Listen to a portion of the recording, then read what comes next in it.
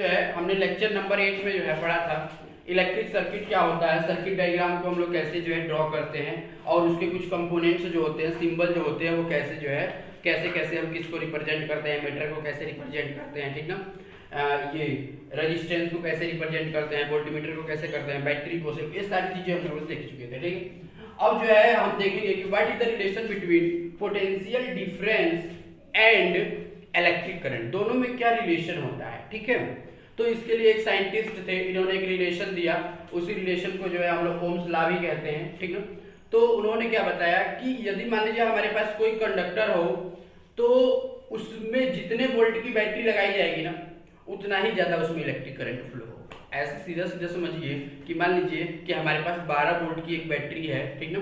तो उसको जो हम किसी कंडक्टर से जोड़ेंगे तो उसमें कुछ करंट फ्लो हो रहा है, और अब क्या किया हमने, उसी कंडक्टर को एक 24 वोल्ट की बैटरी से जोड़ दिया, तो अब करंट क्या होगा, हमारा ज्यादा फ्लो होगा। इससे सीधा सीधा मतलब ये समझ में आ गया कि जितना ज्यादा जो है पोटेंशियल होगा, पोटेंशियल डिफरेंस होगा, उतना ही ज्यादा इलेक्ट्रिक करंट होगा।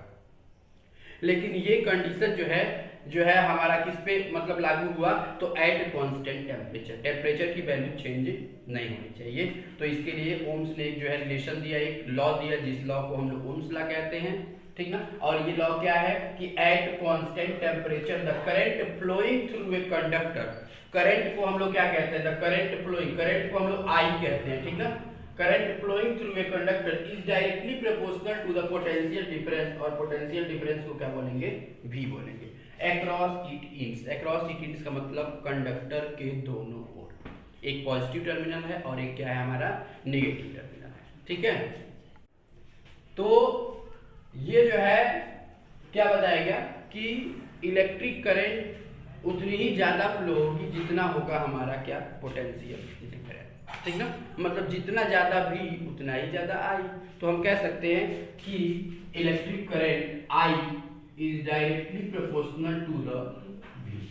कोई दिक्कत किसी को बताओ। अच्छा, I directly proportional to V, तो हम यहाँ पे कंडीशन लिख देंगे कि ये कंडीशन कब है, eight constant temperature, eight constant temperature. जो हमारा रॉड लिया गया है, जो कंडक्टर लिया गया है, उसका टेम्परेचर चेंज नहीं होना चाहिए, ठीक है। तो ये वहां पे ये जो है फॉलो होगा। अच्छा, अब देखिए यहाँ पे I directly proportional to V, तो ये भी तो बोल सकते हैं कि V is directly proportional to I। बोलो, हम तुम्हारे ऊपर डिपेंड कर रहे हैं, यानी कि तुम हमारे ऊपर डिपेंड कर रहे हो, ऐसे बोल सकते हो, ठीक है। तो इसको हमने लिख दिया क्या, V is directly proportional to क्या, I। और जैसे ही प्रोपोर्शनलिटी साइन हटाते हैं, आप लोग जानते हो कि क्या आता है, एक कांस्टेंट आता है, ठीक है। तो कांस्टेंट क्या है यहाँ पे, तो जैसे ही ये प्रोपोर्शनलिटी साइन हटाएंगे तो कांस्टेंट आ जाएगा R, तो ये आ गया V equal to R I, ठीक है। तो यही रिलेशन होता है पोटेंशियल डिफरेंस और इलेक्ट्रिक करंट में। अब यहाँ पे पूछेंगे सर ये R क्या है, तो R यहाँ पे एक कांस्टेंट है, R क्या है यहाँ पे, कांस्टेंट है।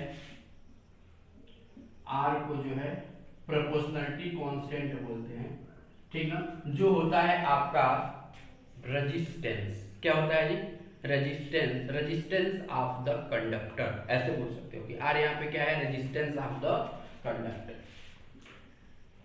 रेजिस्टेंस ऑफ द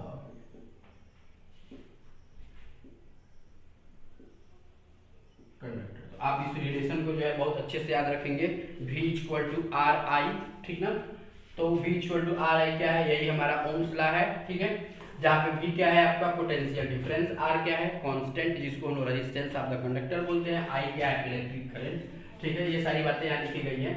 यहाँ पे करंट जो है हमारा I है और पोटेंशियल डिफरेंस हमारा क्या है, V है, और R क्या हो गया यहाँ पे कांस्टेंट, और उस कांस्टेंट को क्या बोलेंगे, रेजिस्टेंस ऑफ द कंडक्टर बोलेंगे, क्या बोलेंगे, रेजिस्टेंस ऑफ द कंडक्टर। यानी हम बोल सकते हैं कि ये resistance of the conductor, resistance equal to लिख सकते हो क्या, R इक्वल टू यहाँ से लिख सकते हो क्या, R equal to V by I, बोलो लिख सकते हैं, R इक्वल टू क्या जी, V बाई आई। तो रेजिस्टेंस इक्वल टू क्या लिख सकते हैं, V को पोटेंशियल डिफरेंस, क्या लिख सकते हैं, पोटेंशियल डिफरेंस, और डिवाइडेड बाय क्या हो जाएगा बताइए, करंट, इलेक्ट्रिक करंट या करंट बोल सकते हैं, ठीक है। तो इस तरह से आपको पता चल गया कि रेजिस्टेंस क्या होता है। तो resistance is the ratio of potential difference to the electric current. यानी कि अब हमको जो है एक नई बात पता चल गई, क्या कि हमारा जो पोटेंशियल डिफरेंस होता है, जो इलेक्ट्रिक करंट होता है, दोनों का जो रेशियो है ना, वो एक कांस्टेंट क्वांटिटी होती है। दोनों का रेशियो क्या होती है? कांस्टेंट क्वांटिटी, जिसको हम लोग बोलते हैं रेजिस्टेंस ऑफ द कंडक्टर। यानी ओम्स लॉ को एक तरह से और डिफाइन किया सकता है क्या? तो ओम्स लॉ को हम डिफाइन कर सकते हैं कैसे कि the ratio of the potential difference to the electric current is a constant quantity. ठीक ना? आप V की वैल्यू को बढ़ाएंगे, I की वैल्यू बढ़ जाएगी, V की वैल्यू घटाएंगे, I की वैल्यू घट जाएगी, लेकिन जब दोनों का रेशियो लेंगे तो वो क्या होगा? कांस्टेंट होगा। ठीक ना? तो इस लॉ को भी हम लोग जो है ओम्स लॉ कह सकते हैं।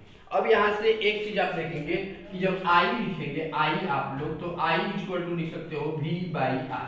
ठीक है, हमने क्या किया कि I को पहुंचा दिया यहाँ, R को बुला दिया यहाँ। यानी हम कह सकते हैं कि current is directly proportional to voltage या पोटेंशियल डिफरेंस। जितना ज्यादा का पोटेंशियल डिफरेंस दोगे उतना ही ज्यादा इलेक्ट्रिक करंट फ्लो होगी, और जितना ज्यादा रेजिस्टेंस होगा करंट उतनी ही कम फ्लो। दो बातें पता चल गई हमको कि जो हमारा करंट है, करंट, ठीक ना, पहली बात ये पता चल गया कि current is directly proportional to पीटी पोटेंशियल डिफरेंस भी। ठीक ना? और दूसरी बात ये पता चल गया current is inversely proportional to resistance. और रेजिस्टेंस को किसे दिखाते हैं? R। तो ये हमारा ओम्स लॉ है। ठीक है, इसको आप लोग जो है याद रखेंगे। इसका मतलब ये होता है, जैसे मान लीजिए आपको देखने से ये पता चलता है कि यदि हम वोल्टेज को जो है क्या कर दें, कांस्टेंट टेम्परेचर पे 2 गुना कर दें तो करंट भी कितनी गुनी हो जाएगी? 2 गुनी। अरे वोल्टेज को 2 गुनी करो तो करंट भी कितना हो गया? 2 गुना। वोल्टेज को 4 गुना कर दिया तो करंट भी कितना गुना हो गया? 4 गुना हो गया। ठीक ना? वोल्टेज को आधा कर दिया तो करंट भी क्या हो गया? आधा हो गया। तो इसी को हम डायरेक्टली प्रोपोर्शनल कहते हैं। ठीक ना? तो यही हमारा ओम्स लॉ है। अब हम देखेंगे कि ओम्स लॉ का जो है अगर हम ग्राफ खींचें तो ग्राफ कैसे होता है। ठीक है, और उसके बाद जो है रेजिस्टेंस ऑफ द कंडक्टर को हम अलग से डिफाइन करेंगे। तो हमारा नेक्स्ट लेक्चर होगा कि रेजिस्टेंस ऑफ कंडक्टर को कैसे डिफाइन किया जाए, इसकी यूनिट क्या क्या होती है। ठीक ना? तो उसके बारे में हम लोग बात करते हैं। ठीक है।